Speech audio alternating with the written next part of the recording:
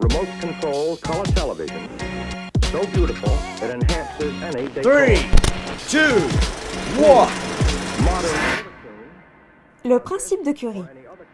C'est en 1894 que Pierre Curie m'a formulé dans ces termes. Lorsque certaines causes produisent certains effets, les éléments de symétrie des causes doivent se retrouver dans les effets produits. Lorsque certains effets révèlent une certaine dissymétrie, cette dissymétrie doit se retrouver dans les causes qui lui ont donné naissance. Commençons par la première phrase en prenant un exemple simple. Notre planète Terre a pratiquement la forme d'une sphère. Sans regarder les continents et les océans qui décorent sa surface, elle reste la même si on la tourne dans toutes les directions. On dit qu'elle est invariante par rotation. Par conséquent, moi, le principe de Curie, je prédis que le champ de gravité créé par la Terre est aussi invariant par rotation. Il est dirigé vers le centre de la Terre et sa grandeur ne dépend que de l'altitude. Cela simplifie beaucoup certains raisonnements. Par exemple, pour choisir l'orbite des satellites de télécommunications. Pour bien comprendre la deuxième phrase, il faut se rappeler que Pierre Curie et son frère Jacques avaient découvert la piézoélectricité en 1880. C'était dans leur jeunesse, bien avant ma naissance. Ils ont montré qu'on pouvait créer un champ électrique en comprimant certains cristaux dans certaines directions. Moi, le principe de Curie, je prédis précisément les conditions pour observer cet effet piézoélectrique. C'est que la maille élémentaire du cristal, une fois déformée par la contrainte appliquée, ne possède aucun centre de symétrie.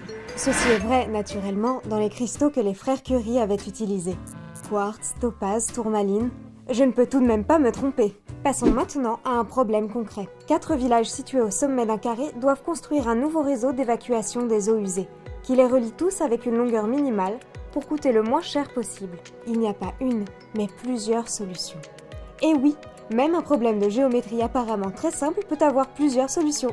À ma grande satisfaction, l'ensemble des solutions a bien les mêmes symétries que les données. Mais on voit que chacune des solutions, prises individuellement, est moins symétrique. On dit que la symétrie est brisée.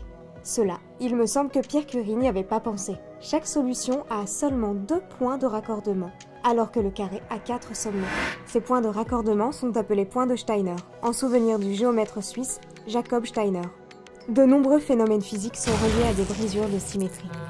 Prenons un morceau de fer dont chaque atome porte un moment magnétique. Si la température est assez basse, tous ces petits aimants élémentaires s'alignent entre eux. On obtient ainsi un aimant permanent. C'est le ferromagnétisme. L'invariance par rotation des petits moments magnétiques est brisée. En 1937, alors que j'avais dépassé la quarantaine, le physicien soviétique Lev Landau a souligné l'ubiquité des transitions de phase avec brisure spontanée de symétrie, et il en a proposé une classification qui fait intervenir une partie des mathématiques appelée théorie des groupes. Les superfluides, les supraconducteurs, les cristaux liquides sont autant d'exemples concrets de transitions de phase de ce type. Les physiciens pensent qu'il en est de même du phénomène de Higgs, qui engendre les masses de toutes les particules élémentaires. Dans un contexte encore plus exotique, notre univers a probablement, lui aussi, traversé toute une série de brisures de symétrie dans les tout premiers temps après le Big Bang. Mais cela est une autre histoire.